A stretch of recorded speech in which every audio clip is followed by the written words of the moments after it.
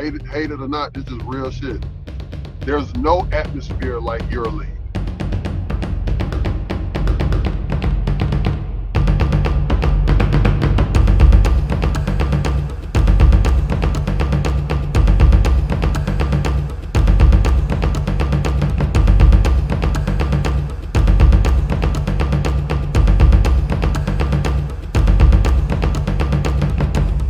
Or just the whole Greek, like the Panathinaikos, The Olympiakos. Oh, you know what story I got to tell on this one now? Yeah, that's what I'm saying. We got to tell the You story. know which one we got to go to, Bruh, the cup. We got to go to the cup. Bruh. So we got the cup game. So, you know what I mean? We warming up, you know what I mean? I'm always the last one warming up. So I'm out there by myself, solo. And I just got to the game. Yeah, they shooting flares back and forth. They shoot one flare, phew, another flare going to the other side, phew, another flare going to the other side, phew. I'm getting my little, I'm in my little routine, so I'm in my zone. All of a sudden, I'm on a free throw line. All of a sudden, I feel something go, boom. Everybody go crazy. The whole entire crowd go crazy, bro. Bro, I dropped down. Yo, I swear to God, I turned around, I thought somebody came and slapped me in the back of the head. That's what it felt like. It felt like we was a young boy, like you popped somebody come. Bro, I was on the ground. I look up, there's a fire. My pants is on fire. I get up. I'm just trying to brush my pants off. Two guys come. They carry me to the locker room. Meanwhile, all y'all in the locker room, everybody's looking at me. They're like, what happened? I was like, I just got shot in the head with a flare. You know what I mean? My pants is burning. I mean, I'm a little dizzy. Yo, everybody act like nothing happened. I was so tight. Man, bro, I came to that locker room so tight. Bro, I'm sitting in the locker room. I'm holding my head like this, lumped up. The coach gets to the joint, and he started drawing up plays for the game.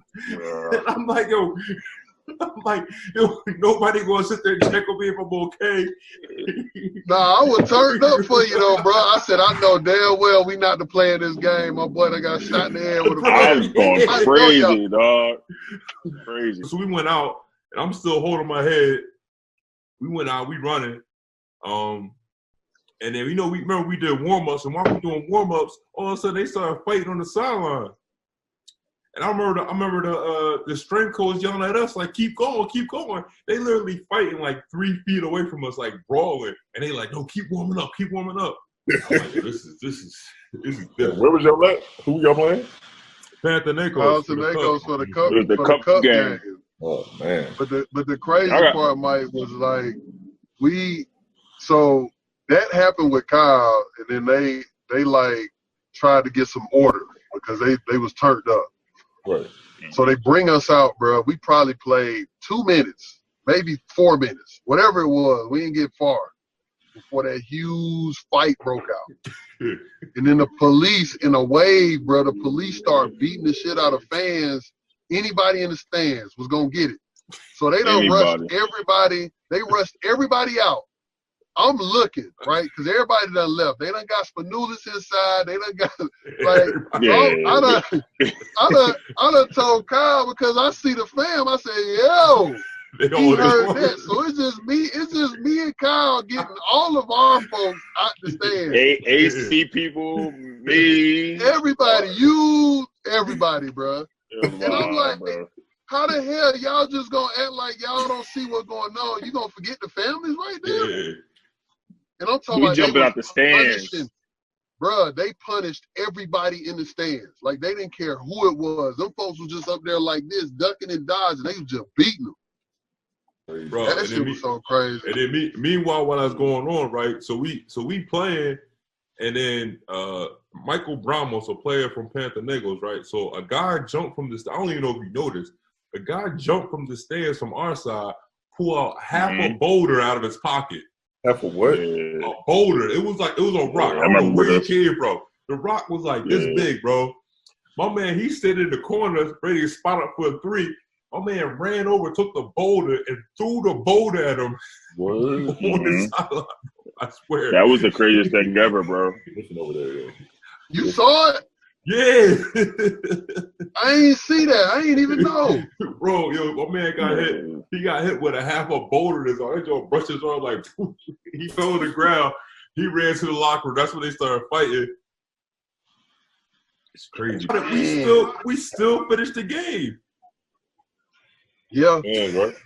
Finished the game with broken seats and everything else, bro. Nah, and Olympiakos is called Gate 17, Gate 7. Okay. So somehow our fans get there, their fans come in there. But before the game, we start warming up. Somehow there was glasses under the cups, like glass cups under the seats before the game. And only thing you see, they just start throwing glasses on the court while we warming up. Like wow, so we had to delay it for a whole hour so they can stop all that, clean that up, and to get not all the people out, but the people they said that were coming there. That's what I see. I seen the police coming there and beat them all, beat them with the batons and all that. After that happened, so they was telling us to clear the court. And, I just it was on the opposite end. We had walked to the opposite end, and had to be 100, 150 police officers walk in, basically looking like SWAT, whatever. And they just went to work. Yeah, basically went to work just with the baton and started beating everybody. If they didn't get out, they even thought something was happening. They were just beating. People were bleeding, all that. That's what I saw. I saw them come in there and just beat the living crap out of those people that was throwing the cups. Serbia, they got some of the craziest fans in the world. So just talk about that atmosphere and some of those derby games versus the rest of that. But with Partizan, man, coming in, like I said, my first game was against Olympiakos, so we were in Slovenia. It wasn't even a home game. And I think we did one of the dumbest things ever, what I thought was one of the dumb things at the time. But apparently it's like European philosophy. If you up one at the end of the game, you foul.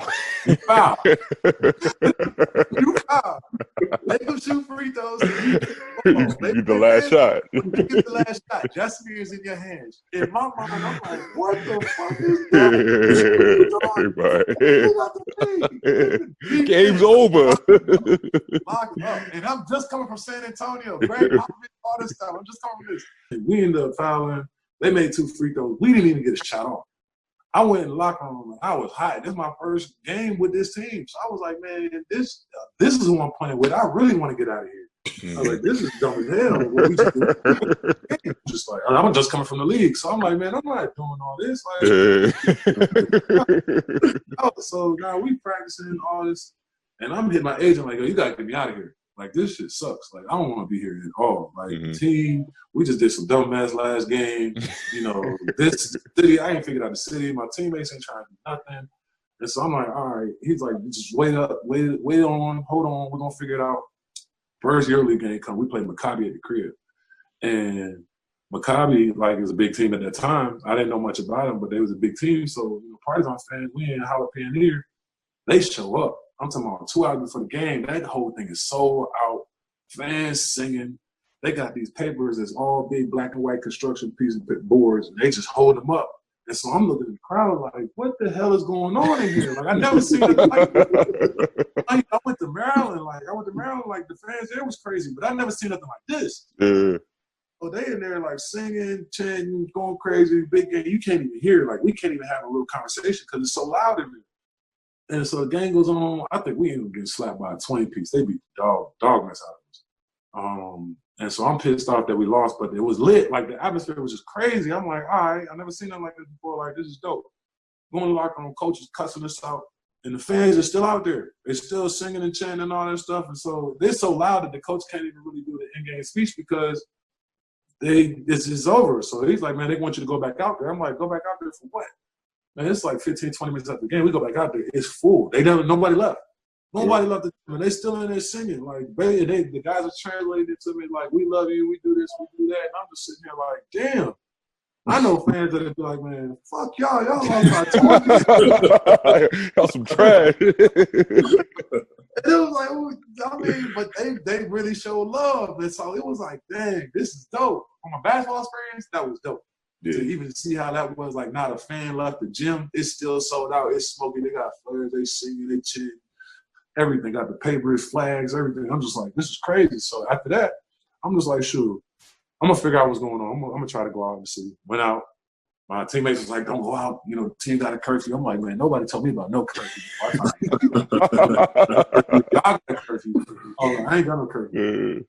Ended up going by myself, Belgrade. Found out Belgrade is one of the most popular cities ever. It's different, man. Belgrade is a different level. And so after I figured out that the games was how it was when we played Maccabi, and that the nightlife is how it is, I hit my agent back like, yo, I'm cool. I'll figure it out.